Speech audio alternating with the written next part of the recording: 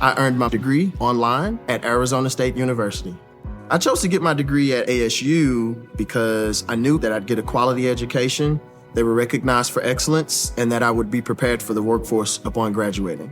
To be associated with ASU, both as a student and alum, it makes me extremely proud, and having experienced the program, I know now that I'm set up for success.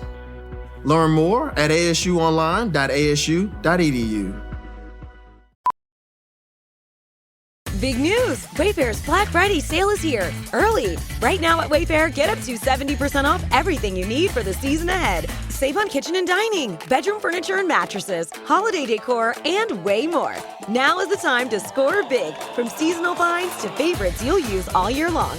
Plus, with Wayfair, enjoy fast and easy shipping, with delivery in time for the holidays. Save up to 70% off early Black Friday deals. Shop now at wayfair.com. Wayfair, every style, every home. This is Talkin Rock. Talkin Rock. Your backstage pass to some of your favorite rock artists. Here's your host, Meltdown. Got a good one on tap for you today. As you saw in the description, Matthew and Gunnar Nelson are going to start us up here in just a minute. And then I'm going to talk to this guy named Stephen Rea. He befriended Ozzy when he was just a teenager. And the last time he saw and spoke with Ozzy was at the Back to the Beginning concert. He's got a new book out called Ozzy And Me, and some of the stories he tells me about, well, hanging out with Ozzy are pretty unbelievable. So we'll get into that after the guys from Nelson. They have a book coming out as well in mid-December called What Happened to Your Hair? In the book, they talk about all sorts of stories from the early days playing in bands, making it big, playing SNL. And they tell me that a guy, an 80s rock legend, was really the one that talked him into putting this book out. I've never had a chance to talk with the guys from Nelson, and I found them really nice, actually. And they said that's one of the misconceptions that people have of them, is that they're not nice. But they are pretty nice guys. Gunnar joined us a little bit late with their dog, which you can see on the video at WRAF.com or on YouTube or whatever the case is. But yeah, just a great conversation with the guys from Nelson. To start us off, like I said, Gunnar was a little bit late, so I started with just Matthew. Yeah, it's okay. I've been carrying him for years, man. I can handle this.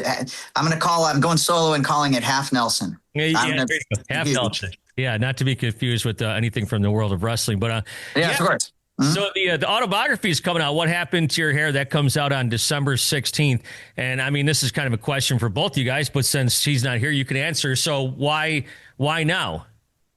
Well, we just got that question. Why not? No, it's because honestly, we really just didn't feel it was time yet, and we hadn't lived enough life really to say, we're going to write our book. We're not getting any younger. We have a lot of stories to tell. And it was just, there were so many people at our concerts. We at a lot of our shows, we'll tell a story behind a song, or we'll talk about an anecdote that led up to something, or somebody we met along the way.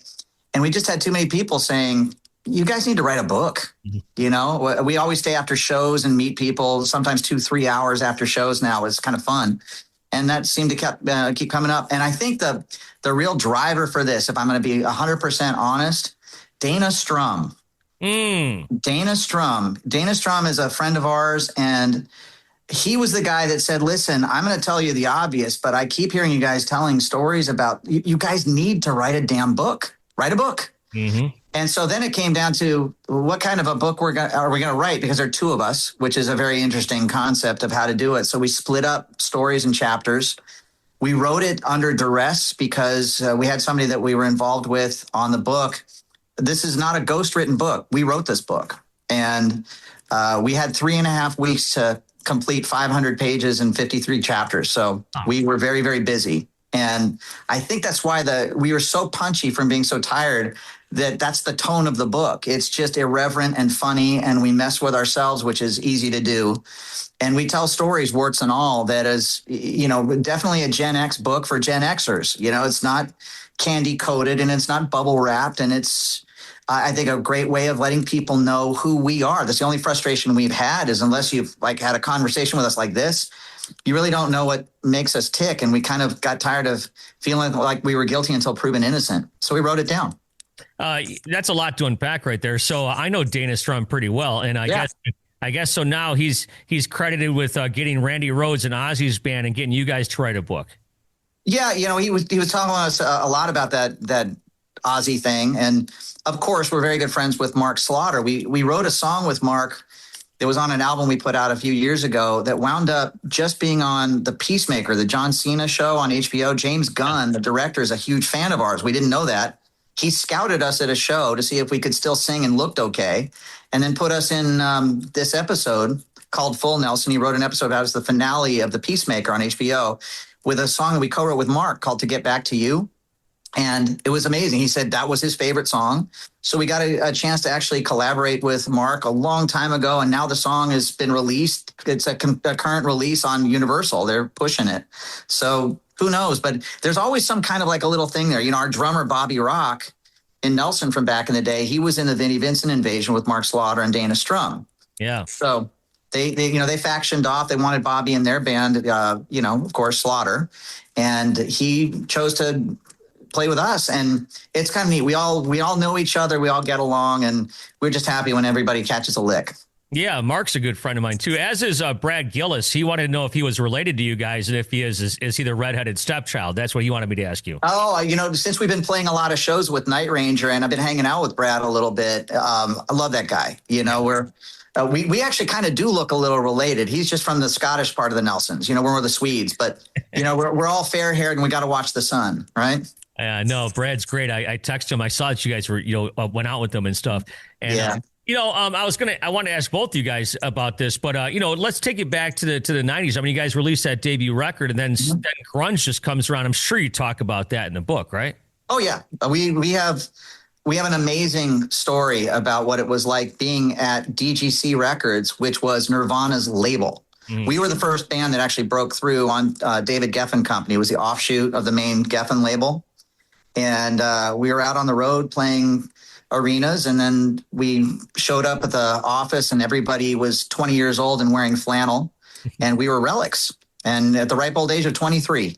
So that's just how it was. But it made it into the book in a lot of different ways. I've got multiple chapters on what it was like for the rise and then the immediate fall off the cliff at the label, and how MTV changed everything overnight. And it was definitely not an organic thing. Not to take anything away from Nirvana. They were just the right band to kind of break open. I think there was a big glut of mediocre bands, and it just needed a reset. It's kind of like what happened with, Donna Summer when she was making disco records. It cost them millions of dollars to make these bloated records, and somebody discovered punk rock and said, if you throw them a Happy Meal and get them strung out, they'll do anything, It's a rock and roll recipe that works. So we found ourselves Men Without a Country for about 5 years. We were stuck on that deal. They wouldn't let us go because we'd sold too many records, but they weren't going to promote us. So we went on Auto Flush, and in the frustration of that, we formed our own thing. We put a label together. Again, another friend of mine, Chips Enough, talked to me about independent labels when nobody was really doing them. And so we started Stone Canyon Records and started releasing product. Not only that, we just vowed to never do an actual record deal like we had back in the day. We did joint ventures where we owned the masters. There was a reversion clause, and we just got into the business of it because there was nothing worse than being signed to a bad deal. Back when we were, everybody was trying to get that elusive record deal, and Gunnar and I started a decade before anybody thought we did. We were always lumped in with the hair bands, but we were playing, kind of punk and new wave music in clubs when we were like 12 in LA. So we weren't really a part of that whole Gazaris thing. We were all about songs, and it was kind of neat, the journey on that. But yeah, we write about it in the book. We love it. What Happened to Your Hair? That's the title of the book. And it's on Amazon pre-order right now. It's doing really well, actually. So I think people want to, the question of once you get past, why did you write a book now? The fact is they're buying it. So that's good. Yeah, it comes out December 16th. And Chip, another guy I know very well. I should have been texting all those guys instead of Brad Gillis, I suppose. Oh, Chip is awesome. I just talked to him last week. He actually did he wrote something for our book, and we just ran out of room, man. It was a good story. It involved groupies and a fruit tray, but that's for the part two. I've heard many stories from Chip about groupies and whatever, but I just saw him a couple weeks ago, as a matter of fact. But you guys, if I recall correctly, did you guys play Saturday Night Live once or twice? Once. We did it once. Yeah. We did Saturday Night Live once, and we did like a walk-on Letterman, but it was it's in the book too. We were the only unsigned band to play SNL. We had actually booked the show at a weird time. We were catching a buzz in LA in the clubs, and our father had an accident and died. And we still, we had the booking, but we decided to do it regardless. We were kind of a mess. And Gunnar actually was playing drums.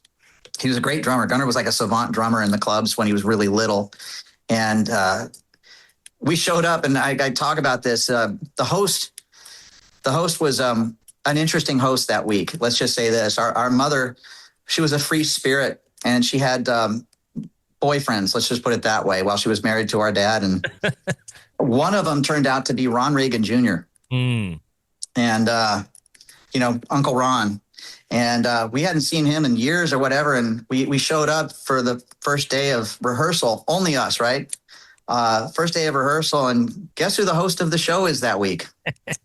Uncle Ron. So only us, man. I'm telling you. That's why we had to write a book. Is stories like that. It's like that was a very awkward situation. You know what I mean? So, yeah, it's so funny because the circles that your parents. It's funny. I was doing research and looking you guys up and stuff. And there's a picture of your dad that pops up on my feed. It's like the algorithm with Eddie Money or something like that. It's just so weird how this world works nowadays. Right. But I mean, the circles that you guys ran in, you must have run into people that you knew at every turn, right? Pretty much. We talk about that. By the way, did I lose film, or are you seeing me on this thing? Because somebody just called me. You can't see me? Yeah, I heard it buzzing, but you're still fine. Yeah, you're fine. Oh, you can see me. Okay, yep. Good. Yep. All right. Yeah, when Gunnar and I grew up, we always joke and say it was a completely normal childhood. And the fact that everybody was famous, we just didn't know that there was a big thing about being famous. To us, Uncle George was Uncle George. Our neighbor turned out to be George Harrison. And the homeless guy in the living room was Bob Dylan. That was just normal for us. I mean, our pop was so, he was so famous. Well, sorry, my dog's freaking out. That's Walter, by the way. Walter is a very popular little dude on the internet. Every time we post a video and put Walter in it, it's a whole lot more views. Exactly. He's much cuter than we are. Yeah. Gunnar just got home, as you can tell. But, it was for us. Yeah, there were a lot of, quote, famous people around. But one thing we kind of noticed, at least when we were growing up, is it's just how it was in the late 60s, early 70s in L.A. Everybody seemed to sing and play music. Everybody knew everybody. We're pretty tight with Carney and Wendy Wilson, Brian Wilson's daughters, and actually had a hit record with them a couple years ago. And apparently we had swimming classes with them when we were kids. It's just everybody had kids and everybody hung out with everybody. There's somebody else in here right now. Good to see you. See you too. Oh, there's Walter too. Yeah. It's funny. Both you guys here now. I don't know if you know this or not, or if they told you, but your aunt was a big part of this radio station's history that I'm on. Did you know that? Oh, did she do the thing with the lips? Yeah. Oh, okay, got it. That's it. Yeah, no, I've seen those commercials, and everybody ripped those things off. Yeah, I think actually one of my ex-girlfriends became that girl later on. Really? Yeah, Simba Smith was. No kidding. Yeah. And she did it for other radio stations across the country? No, just your station. I think that it was like a retro commercial thing, I believe, because I remember seeing that. But I remember Aunt Kelly showed me those commercials. You can see them on YouTube. They're everywhere. Yeah, so I just celebrated my 30th anniversary here, and that was before I got here. That's a good gig you got there, brother. 30 years, that's awesome. Yeah. So, yeah, I was playing you guys in Buffalo when I first got into radio. So what is like one of the, since you're both here now, what are some of the biggest misconceptions that people have about you guys? Well, that music was a hobby to us, that we're trust fund kids, that it was easy. That Gunnar's a nice guy. That we're the Olsen twins. We're not Hanson, we're Nelson. There's a lot of stuff, Yeah, I think, when you meet people that you hang out with them and stuff, and at the end of that, they go, wow, you're a really nice guy. It's like, thanks. Did you get what does that mean? I was like, well, I thought you guys were going to be dicks. I honestly, I think we know what it's like to kind of feel as guilty until proven innocent. And admittedly, we were a lot. When we came out, with the image and all that stuff and the twin thing and the long hair and all that, our whole goal was to be noticed. I mean, we're talking from an era now where you got 125,000 songs dropped every single day. And, you gotta stand out a little bit. So our whole thing was love us or hate us, you're going to know who we are. And boy, did that one work, but past that point, it was really more of like an introduction. Like Grandma Harriet always said, your name and your image and all that stuff that can get your foot in the door, but it's really your talent that's going to keep you in the room. And here we are. We've been doing this for a long, long time. And that's all we ever wanted to do was make music together.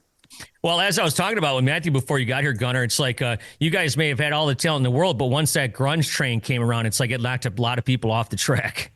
Yeah, it kind of made things difficult. The thing is that it was really less even than of a musical style difference to a philosophical difference. Our whole thing was like, we come from an era where we always found the silver lining in everything. Everybody was living on a prayer on a Wednesday. On a Thursday, they were smelling like Teen Spirit, and they felt like the world owed them. And we've never felt that way before. We've never been entitled people.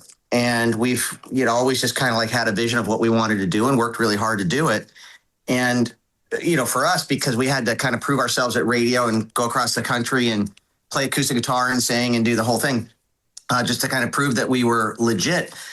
It really served us because that's how we always started out. That's how we started writing our music and doing that is translating with an acoustic and the voices.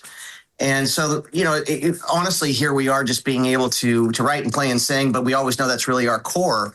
And it kind of like transcends all the musical styles and tastes and all that stuff. And it's really helped us develop our own unique voice throughout all the years. I think so, too. The other thing, too, is you mentioned Nirvana. I kind of forgot about this. I was friendly with one of the guys in the band. He's been made a full member of the Foo Fighters, Rami Jaffe. He was in the Wallflowers. He played keyboards.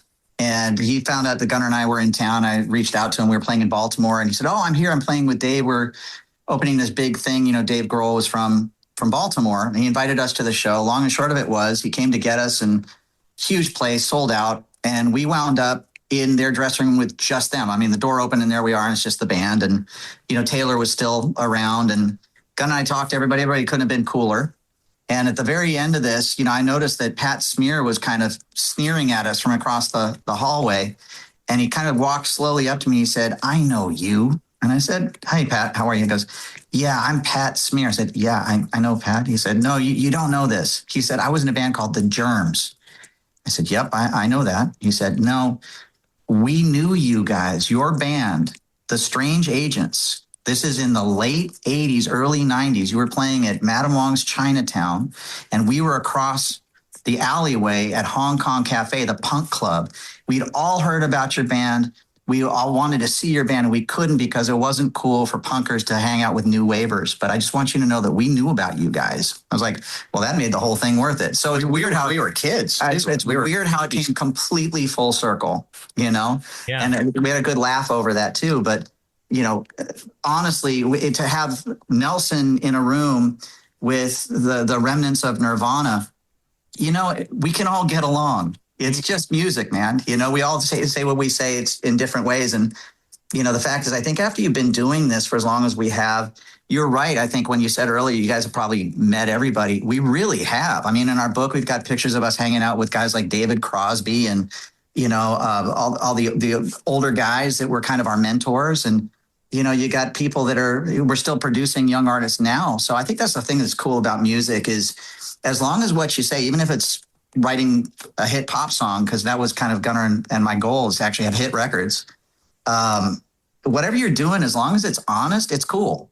It doesn't have to be the same style, just as long as you're honest. Now, you talk about going to a place to see the Foo Fighters. When you guys walk in there, you must be recognized by tons of people, right? Yeah. It really depends. It's really more of a generational thing. I think so, too. Yeah. I mean, it was funny. I went to my HOA today to try to get a key to get into the gym. And the girl behind the desk, she was a woman. She said, "Oh, my gosh, I thought it was you. I'm such a huge fan from back in the day. And you guys still playing music?" And that's the thing is like we never stopped. The only difference was we just aren't on MTV all the time. But then again, MTV isn't MTV anymore. So it's just a different era. Yeah, I was talking about this with before. Like, Brad Gillis told me the story about how they got big because at the time when they were around, MTV didn't have many videos to choose from, but you guys became like MTV stars just because of the songs and everything else, right? Well, he doesn't talk about the fact that, man, we tell him when we do gigs with Night Ranger, it was that video for Don't Tell Me You Love Me. Yeah. You're right. There were like 10 videos when MTV first came out. Matthew and I are old enough to remember that. It was that whole 24 hours a day, all music, only music thing. Mm-hmm. That bait and switch they did before they went to game shows and Teen Mom. But I remember, man, that the train tracks and that video. I was like, man, that looks great. Matt and I were doing our club band at the time, and we wanted to do what those guys were doing at their level. And now we get to play shows with them, which is really cool. But you're right. MTV was the world's biggest radio station, basically. And at that time, you could park it on there with your friends all weekend and have that playing in the background and have videos playing and doing all that. Our break came actually from us doing a stint hosting. We were pinch hitting for Daisy Fuentes, who was a DJ. Wow. And they flew us, it was before our album was released. They flew us to New York. Our manager at the time, who managed Cinderella, knew somebody at MTV, and they were looking for a host. And he talked them into letting us do it. And they said, whatever you do, don't bring any guitars. So, of course, we brought guitars. And they did a countdown show called Dial MTV.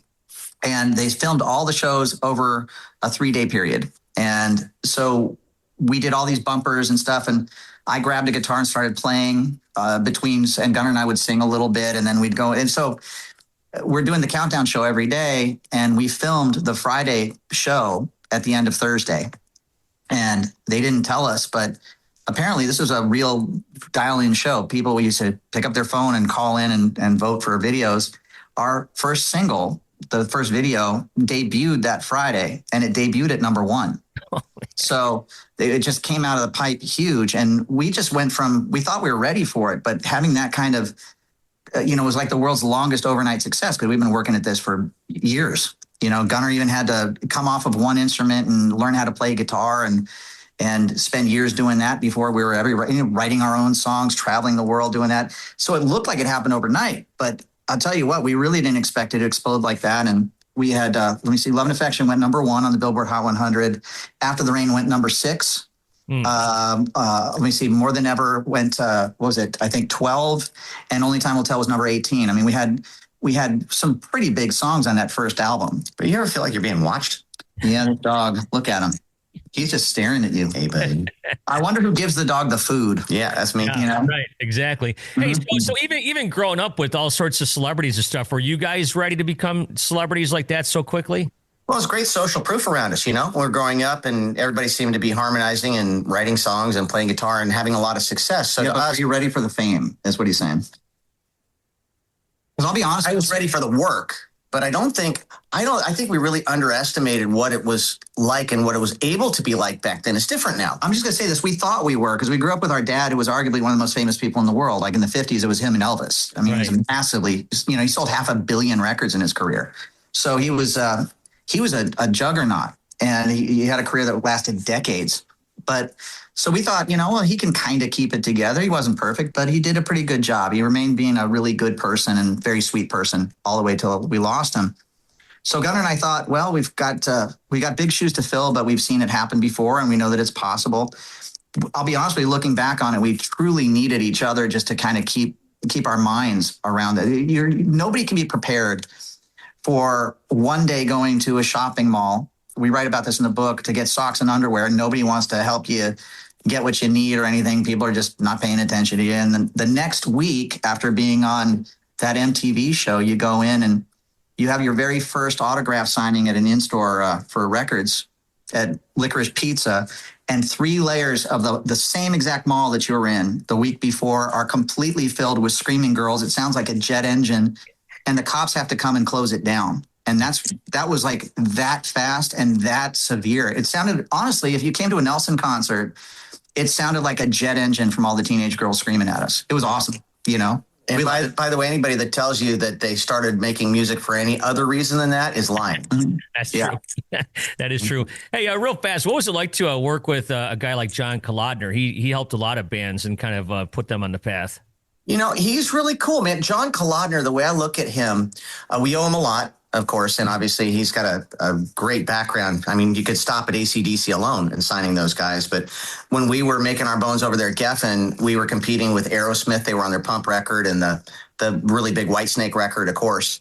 But John, with us, was kind of like the grain of sand in the oyster. Mm-hmm. That's how we all worked together. Mm. He was very aggravating, but he was doing it in a very calculated way. It's cool because it's nothing personal. He did it with all of his artists. Yeah. And we I tend to be strong-willed. Matthew's a little more peaceful than I am. But I think John kind of spots that in people and kind of needles it. But it made us really want to show him, and want to get better. And so by the time we got done picking the songs for the After the Rain record and recording it, it wouldn't have been even remotely the same without that kind of, what would you say, that here's a John Kolodner. You go into an office with a guy who's dressed all in white, looks like John Lennon. Mm-hmm. And he sits there and you play a song for him that you've written, you've worked really hard at, you're really proud of it. And he sits there and goes, the chorus is wrong. Well, what's wrong about it, John? Do you not like the melody or the way? He's like, I don't know. You're the musician. You effing fix it. And that's a John Kolodner. Mm. So you would have to be left to kind of go, all right, well, we got to do better than that. And also another thing that came into play with us was, as Gunnar mentioned, we were this kind of like baby band that John signed after he heard, after 2 years of us trying to court that relationship over at Geffen. And he didn't make it easy on us. He really made us work. And I'll just say this. We had to kind of fit our release schedule not only around the other bands that were making them millions and millions of dollars. At the time, Geffen had 3 A&R people, which is artist and repertoire. They had John Kolodner, Gary Gersh, Tom Zutaut. And collectively, you had one end of the building, one A&R guy, and they all hated each other, by the way. They all competed with each other.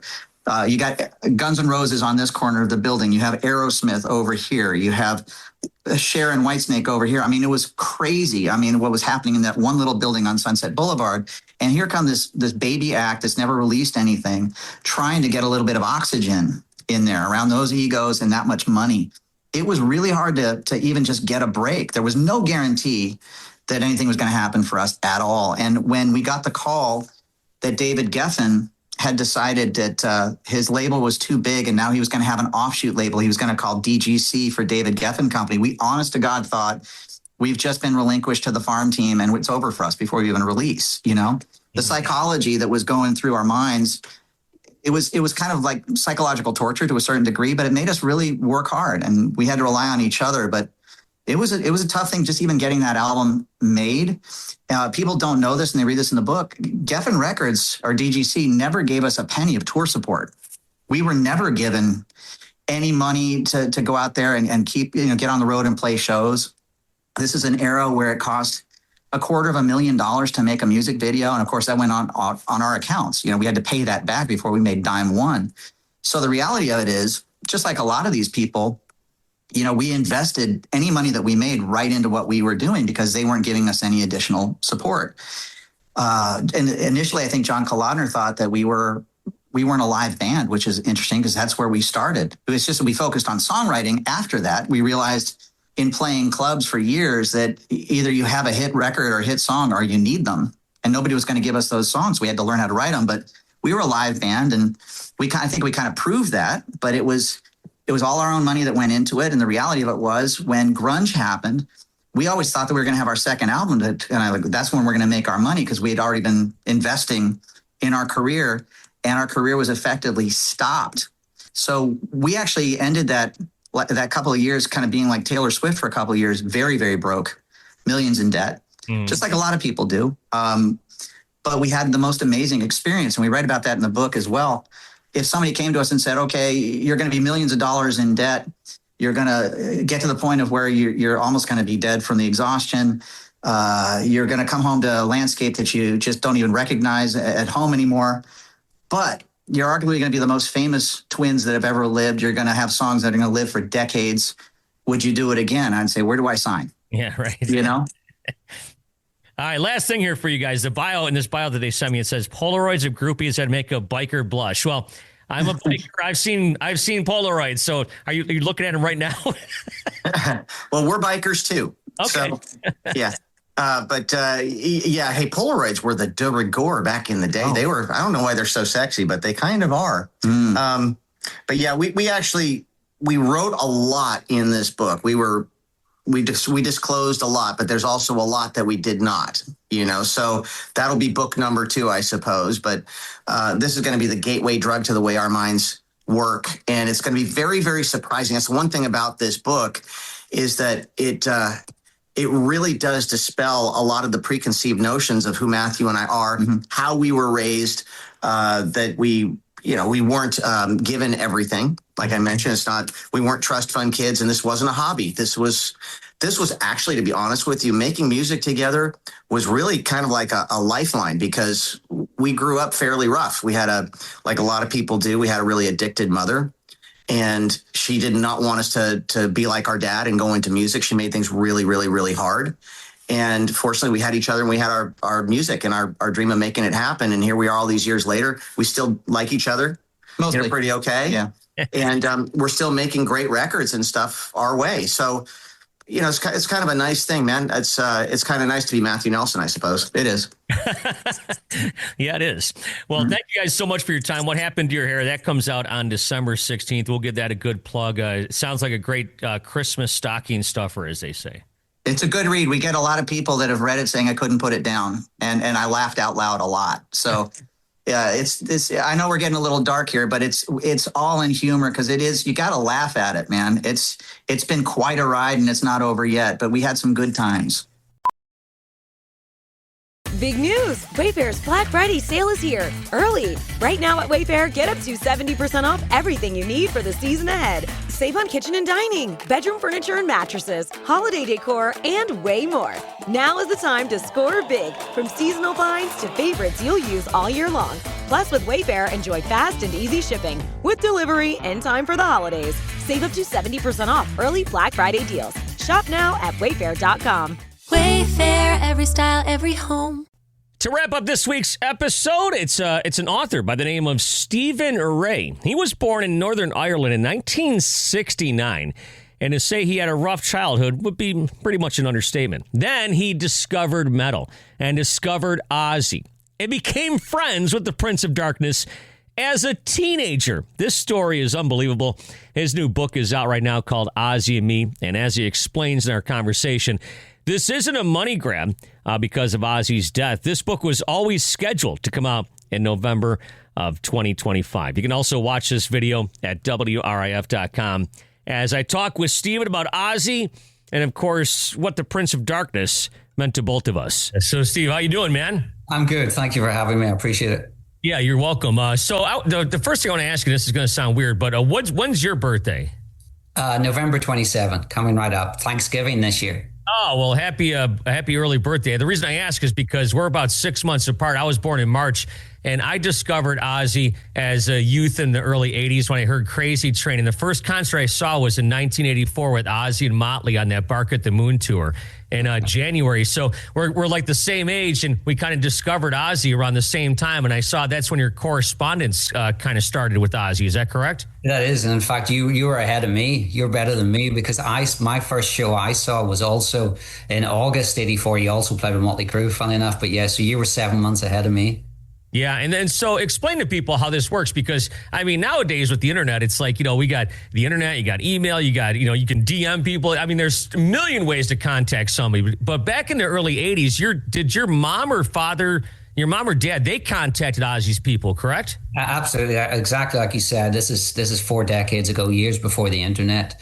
And Ozzy announced he was playing Rock in Rio, which was the biggest rock festival the world had ever seen. That stage, it was a 10-day event. It was Queen and Ozzy and AC/DC and Rod Stewart and Yes and all these bands. And my dad amazingly wanted to go to this show. And my mom, I was a huge Ozzy fan. So my mom wrote to the Ozzy Osbourne fan club, wrote a letter and said, we're trying to get to Brazil. Do you have any details? How do we get tickets? Where is it? What's happening? How does the organization work? And Ozzy's secretary called my mom. My mom hadn't even put a phone number on the letter, but she found out her number. She called her and she said, if you're serious, if you're going to go to Brazil, don't worry about anything. We'll take care of everything when you get there. Just get yourselves to Rio.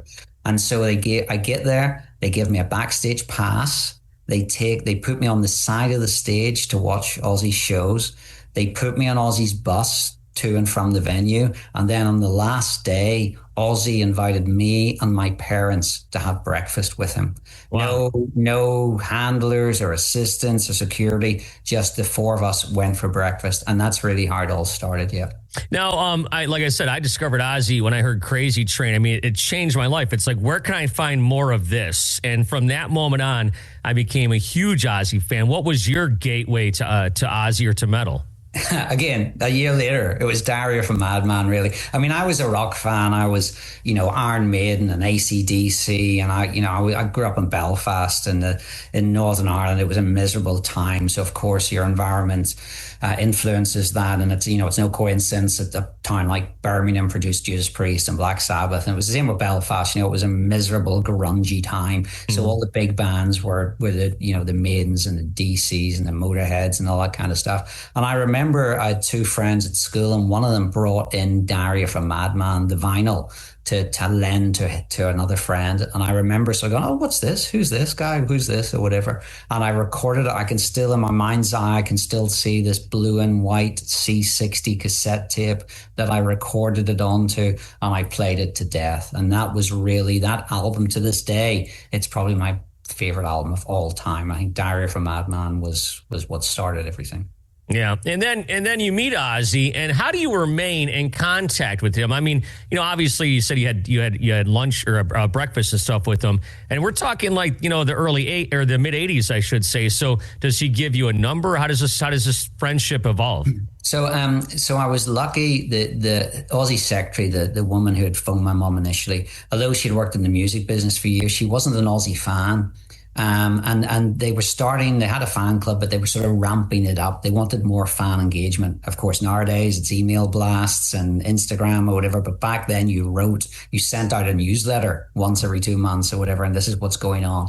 And so I got involved. They asked for my help. I would write stuff for the fan club. And again, this is before Google. So kids would write in and say, what was the B-side to this single? Or where do I get the lyrics to this song? Or what was the third track on this? And that kind of stuff. And then she would call me. She started calling me the consultant, and people would come and she would call me up and say, hey, what year was so-and-so in the band? Or what album is this on? And those kind of things. So I was very lucky. I was like the right kid in the right place at the right time sort of thing, because then I got involved and I would speak to his secretary like all the time. She would be calling me up and she would, and so then in 86, so this is the Ultimate Sin tour. This is a year after Rio. I was 16 years old. And I just cut out of school for a month. I had saved my money, all my allowance, and done odd jobs. And I said, I'm going to travel around. He was doing a month in the UK and Ireland. And my plan was to stay in youth hostels and to jump onto buses and trains and follow the tour for a month.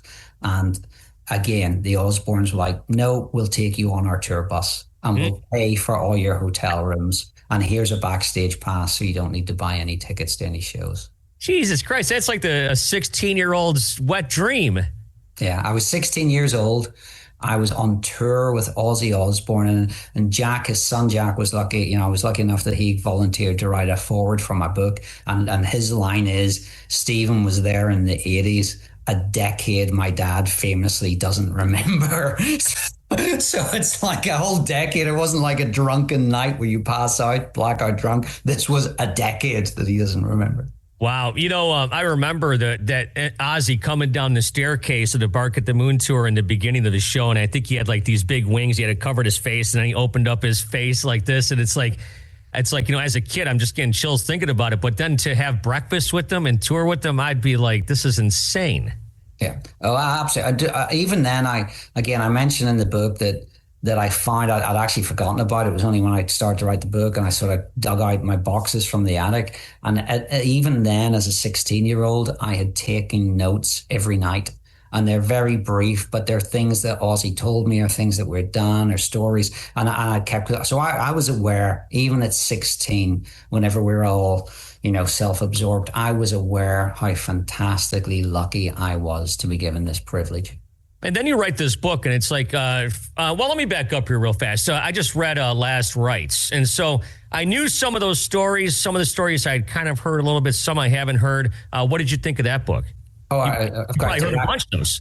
Yeah, funny, I only read it last week. It took me 3 or 4 months to get to it because it's obviously everything is still pretty painful after it's fine. Yeah, and then you started writing your book, 6 years ago, I think I read? Absolutely. So 6 years ago, so again, it was funny. That was one of the things I was worried about. I started in January 2020.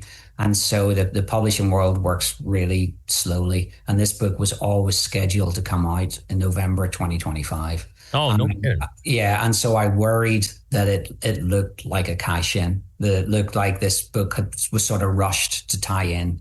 And but thankfully, the Osbournes and those around him knew that I'd written this book and that it was due to come out. And in fact, again, Jack writes about in the foreword how we discussed it. Because I was like, I'm worried this is going to look like I'm cashing in on your dad's death. Yeah. No, we know it's fine. What is something that you take away from Ozzy that people might be surprised to know? I mean, Ozzy was kind of like no pun intended, but he was kind of like an open book, so to speak. But there's got to be stuff that you saw that people might be surprised to know about the Prince of Darkness. Oh, absolutely, and so you're exactly right. There were no back doors with Ozzy. If Ozzy liked you, you knew it. If he didn't like you, you knew it. He never tried to be anything he wasn't. He was a working class hero from start to finish. But he was riddled. I think that the main takeaway, if you like, if you had to say to me, what one thing might people not know, and you would probably know this if you read the book, though, is he was riddled with insecurity. He was always thought he was an imposter. He would say, somebody would say, why don't we get so and so to play on your album? He would be like, he doesn't want to play on my album. He just did not realize it wasn't an act. He did not realize where he stands in the pantheon of rock, that he, in my mind, he's the greatest hard rock frontman the world's ever seen. And he is, for those stone cold classic songs, the War Pigs and the Paranoids and the Crazy Trains, that are the greatest rock anthems of all time. And he would still, to him, it was just a song and he was just Ozzy. And he had no clue, I feel, of exactly how revered he was in the world of rock. Yeah, and I think that harkens back to the story the first time he met Paul McCartney, correct? Because I don't know if he thought that Paul McCartney would know who he was. Yeah, and he said, I wasn't there, but I have seen the video, and he basically says to him, "You were the reason I started playing music," kind of thing. And that was one of the greatest, one of the greatest moments of Ozzy's life was meeting Paul McCartney. Yeah. It says, there's the old saying, don't meet your heroes. I've had the chance and the privilege to meet a lot of my heroes, from Dio to Alice Cooper to Ozzy a few times. And all of them have been great. I don't know where that phrase comes from. And obviously, Ozzy was a hero of yours, and you grew to a friendship with him that lasted 4 decades. Oh, absolutely. And yeah, you're right. I mean, I was so lucky. With Ozzy and the sort of the family vibe he engendered, with obviously having his wife as his manager and the kids were always on tour and all that kind of stuff. And I feel, and I did, I spent years in the music business, and I was lucky enough to meet, some famous stars as well. And yeah, and many of them were great. Many of them were so generous with their time. But Ozzy, to me, still was on another level. Now, Ozzy, I mean, when you lose someone in your family or whatever, it's there's a lot of grief and whatnot. And losing someone that's in the spotlight like that, how do you think Kelly and Sharon and the rest of the family are gonna go on? It seems like they're still grieving. It seems like they're getting some stuff out there right now. But have you been in contact with them? Yeah, absolutely. I mean, imagine, think of when anyone dies and what you go through on the emotional grieving level, of course, but also those things that you need to do, the things that need to be sorted out because somebody has unexpectedly died. So you're dealing with those two things. And then it's Ozzy Osbourne. Yeah, it's you imagine if an elderly relative dies and you got to go to their house and sort through their attic or whatever it may be. You imagine what that's like when it's Ozzy Osbourne. So they have the world on their shoulders, but hopefully, like everything else, this too will pass, right? You know, I was kind of hoping, and I think Ozzy and his family were kind of their plan, at least from what I saw from the outside and what I read, was that Ozzy was going to do the Back to the Beginning show and then kind of just drift out of the spotlight and live off the remaining time in his life. But it's kind of I don't want to say poetic justice or ironic, but it's kind of weird that Ozzy leaves the spotlight and then passes away. Absolutely, yeah, and I think and even at the funeral we were kind of talking about that this was like a living wake. This was perfect. It's hard. It was so hard. You know, we like 2 weeks after the show, we all found ourselves back in England, like a reunion that none of us wanted. We'd all just been there, and we all had to go on planes and come back again. So again, I'm not downplaying the awfulness and how terrible it was, but as we get further away from it, it is absolutely, like you say, poetic justice. Ozzy Osbourne deserved to go out in front of millions of people watching him around the world. And did we really want Ozzy in a wheelchair suffering for years? That's not how I feel the world. He deserves to be remembered by the world. I kind of feel, and I might not put this in and I might not verbalize this the proper way, but I kind of feel a little bit like Ozzy got a little bit ripped off because he, like you said, he was so insecure and he was, hypochondriac and had all this stuff going. And then it's like, here's his chance to just like let go and relax. And then he passes away. Yeah. No, I think, and I think there was Sharon had a lot of plans, I feel, for them to do stuff. And just enjoy. They just worked. They have worked nonstop. They've either worked in the music business or he worked to get better. I mean, his health issues were crippling. His health issues have been so, and his surgeries and everything else he's gone through. And I get what you're saying. I do, that it was almost he finally got done. He finally retired, and he never got the chance to enjoy it, if you like. And that absolutely, that's a fair point, I feel. All right, final question here for you. What do you remember the last conversation you had with him? And it was the last time you saw him, I take it at Back to the Beginning, correct? Yeah. And so the day after the show, I got a text saying that Ozzy wants to see you before you leave. And so I was packing up my hotel room and I went up to his hotel suite and he was there. And I was so grateful that somebody who worked for him took some pictures. The photograph in the book, he said to me, the last thing he said to me, we had some time together, and then he gave me a big hug and he said to me, call if you need anything. We have been friends a long time, Stephen Rea. And I'm so grateful that somebody who worked for him took a picture of the two of us together, because that was the last time I saw him after 40 years.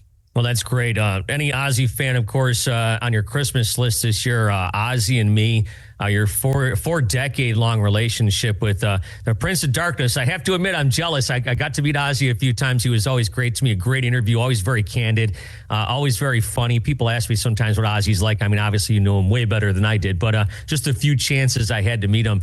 He was a real person and, of course, a giant rock star. Yeah, absolutely. He was the greatest. I don't know about you, but living here in the States, when I was 16, A, my parents would never let me take a month off from school, and B, would never let me travel with Ozzy. That's an insane story. Really cool to talk with Stephen Rea today. Ozzy and Me, that's out right now. And like I mentioned earlier, the Nelson book comes out in mid-December. Two great stocking stuffers for the music fan on your Christmas list. I'm Meltdown. Thanks so much for hanging out with me here on Talkin Rock. We'll do it all over again next Friday. I think I've got some irons in the fire. It's kind of funny. As we get to this time of year, the interviews kind of start to dry up a little bit. Bands aren't really doing much. It'll pick back up again really in earnest, like February, March, something like that. But, as it gets closer to Christmas time, we'll see what happens. Thank you so much for checking out Talkin Rock. Thank you for listening to Talkin Rock with Meltdown. You can help this podcast grow by giving it a 5-star rating and writing a review on Apple and iTunes. Plus, feel free to subscribe and share it with your friends. Until next time, thanks for listening to Talkin Rock.